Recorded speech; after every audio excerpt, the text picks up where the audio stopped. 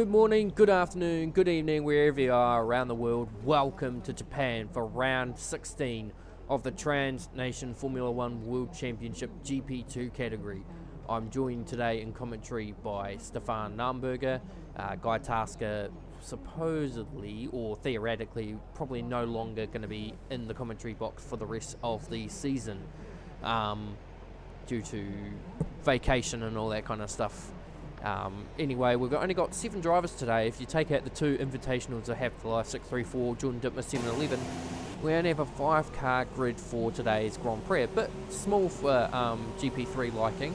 Stefan, who do you think is going to take it out in this tight, twisty Japanese Grand Prix circuit?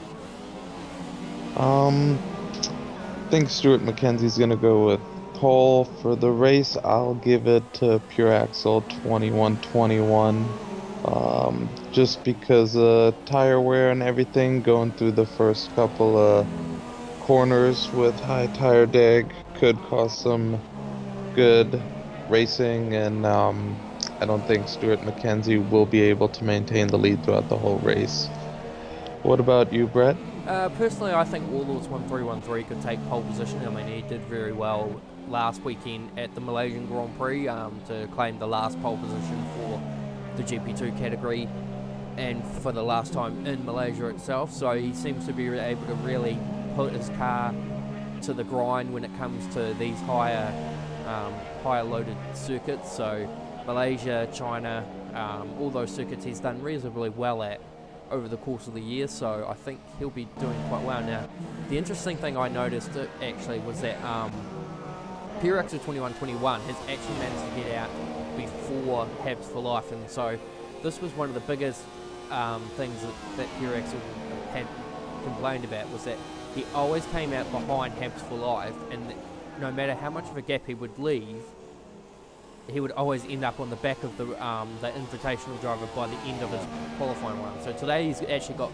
clear road in front of him. He was the first driver out, and now he'll be able to set us benchmark for the Grand Prix circuit. Now, just looking ahead, and I mean, we've talked about this quite a bit off camera and off track, Suzuka's not exactly one of a lot of people's favourite circuits for the fact of its uncanny nature, its bumpy surfaces, but more importantly, that first sector really makes or breaks your qualifying run. Yeah, that first sector is rough, but when you get it perfect, it feels so good. I think a lot of time can be gained and lost in that first sector, so seeing what drivers will do in regards to time-wise to there is going to be very interesting. Just looking at the time, we've already got 8 minutes and 50 seconds on the clock to go. It's not a reasonably long lap. I mean, it's an average of a 1 minute 30-second lap every time, but it feels so long when you're on the track. You just feel like you're on there for such a long time before you complete a lap. So just going into the sector now, 32.3 makes up Pure Axle's second sector, which we'll find out later down the road how representable that is. I think it's going to be, we've got an incident sector, we'll just keep off that for a second. Oh, Table Clan was in the fence. Okay, so a 1:29.1 makes up Pure Axle's time, so that's pretty good. That's actually quite close to the normal time. So Inverche is going to do a 29.9, so 8 tenths off his teammate. The next driver to complete a time will be Habs for Life, and he's going to cross it with a 1:31.9. And then I think the next driver will be Jordan Dittmer, his teammate, and he's going to set a 34.3. The next driver will be Warlords, in fact, and Table Clan's actually had just another moment, just as I pulled off my screen there. So yeah, I think Table Clan has some front wing damage, and Stuart Mackenzie backed out of his lap.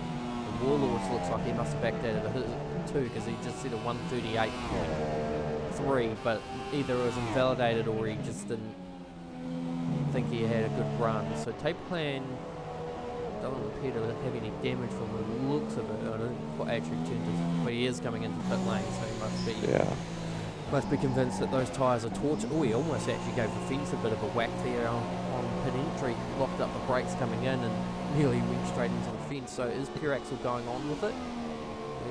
He's only a tenth down to sector 2, so he was having another go, but I don't think he's got... I wouldn't really push for a second time, but if pure axle can pull this off... Oh, he actually improves to a 29 flat, so made up the time in the second sector, the third sector, but yeah, if he pulls this off, this will be his first pole. Oh, Jordan Dittmer's I just caught sight there of Jordan Dittmer in the fence just before 130R. So he's come off at Spoon. And Warlords goes right past him. Warlords is on a flying lap right now. Yeah, he is. He's 9 seconds up on his previous best, which was a 38. So he's definitely in the 29s with this time. So could jump into the 28s. He's showing, like I say, he's good at the one lap qualifying. In fact, he's definitely going in the 28s. A 28.7.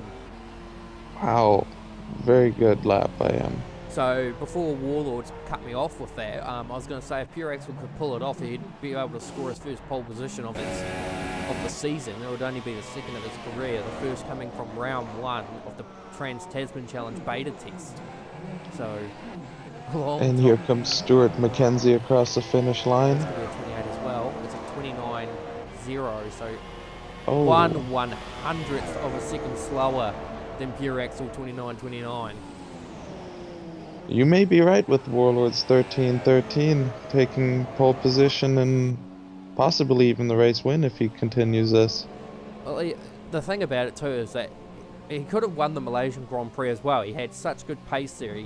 He just got a little undermined with strategy and just found himself in a bit of a battle with the hard charging Stuart McKenzie 2 and pure axle 29.21. So he's definitely come back to form, Warlords.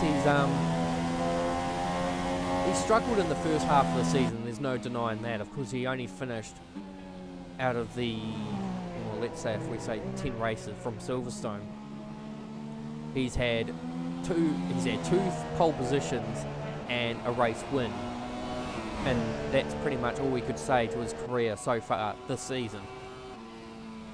He's managed to finish a few more races at the one upon Italy onwards, where in Belgium he had kind of announced his retirement or resignation from the league and then came back to Italy, so he didn't really lose any racing. Yeah. But yeah, he's come back strong. He didn't come to Italy in the best of positions.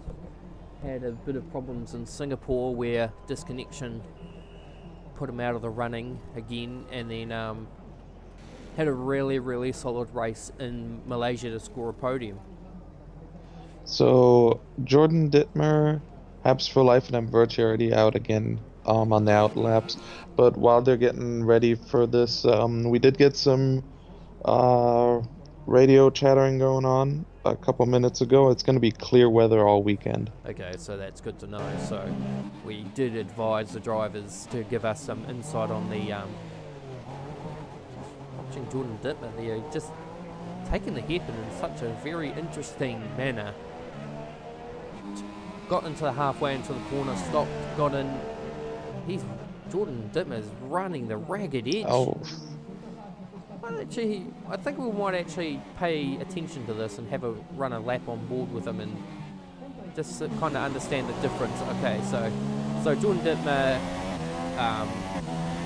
is normally a GP3 driver and usually wouldn't say back runner, but he's had pretty solid run in the GP3. He's got has a podium to his name, which came at the Russian Grand Prix. Of course, you can attest to that. In Russia, he was strong. I could not keep up with him.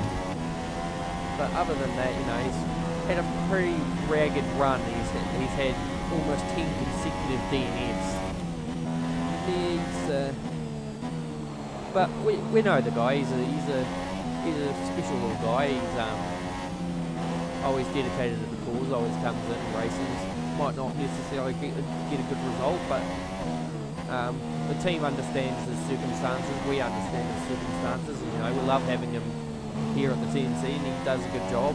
He entertains the viewers. And he's definitely throwing that Reno around. As you can see, he's just had another moment here out just under the bridge, so whether or not, oh, he's not, can't tell whether or not he's trying to find reverse or he's decided to park it up there. Oh no, he was looking at his mini-map thing where the other drivers are, but now he's decided to pull out, so, well, I suppose with only a minute left on the clock, you wouldn't really want to push anything. Now, Pure Axel's about to start his flying lap, so can he knock off Warlords 1313 and get his first pole of the season? Although, when you think about it, and I'll ask you this personally, do you think getting a pole position, your first pole position now, with only 4 races to go after this one, would you see that as a sign of improvement, or would you see that as a sign of I've really had to try and step my game up because qualifying's never been good for me? Well, I think both of them are related. You have to step your game up in qualifying, but also you can see that the person improved. I would take it as motivation and try to go into the next race going for pole again. Plus, with the next season coming up, it can feed right into that also.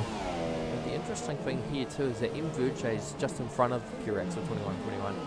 I wonder if there's going to be a bit of a toe effect. I wonder if M. Verche has now come to the conclusion that the championship's all but... Oh no! In fact, oh no, they've come together! The teammates have come together! Oh dear me. And M. Verche's gone as well, so ooh, the tension will be tight there. And I don't think Pure Axel was up on his time. That's the thing. I mean, no, that's actually quite a bad thing to say, but in saying that, so hang on. Warlords, yeah, I don't know what to make of that. That was quite messy. Yeah. Table plan now goes up to P4. Time on, but it looked to me like M. Verche, that's hard, that was really hard to put into perspective. It looked like I don't know if M. Verche, because I was about to say that M. Verche was going to play the championship card, help Pure Axel win the championship, but Stuart McKenzie 2 now goes to the top with a 28.5, but yeah. And wait, here comes Warlords across the finish line. Is it going to be faster? No, it does not improve. So Stuart McKenzie 2 will take pole position for the race. But yeah, I mean, it looked like M. Verche actually turned in on him, but that's what I was seeing too. I don't know. It's hard to really put into perspective, but. So the interesting thing though, here's the interesting fact though. Warlords won his race at the Spanish Grand Prix from P2. So could he do it again? So Habslife actually didn't improve from the looks of it, although the timing monitor set up otherwise. So in saying that, so here's your grid for the GP2 race. It's Stuart McKenzie 2 from Warlords 1313. Pure Axel 2121, not sure where he would have ended up if he had completed that lap. Table Clan in P4, M. Verche P5, Habs for Life 634 in P6, and Jordan Dittmer in P7. There will definitely probably be an investigation into that, but either way, we'll talk about that during the formation lap when the race comes, so stay tuned.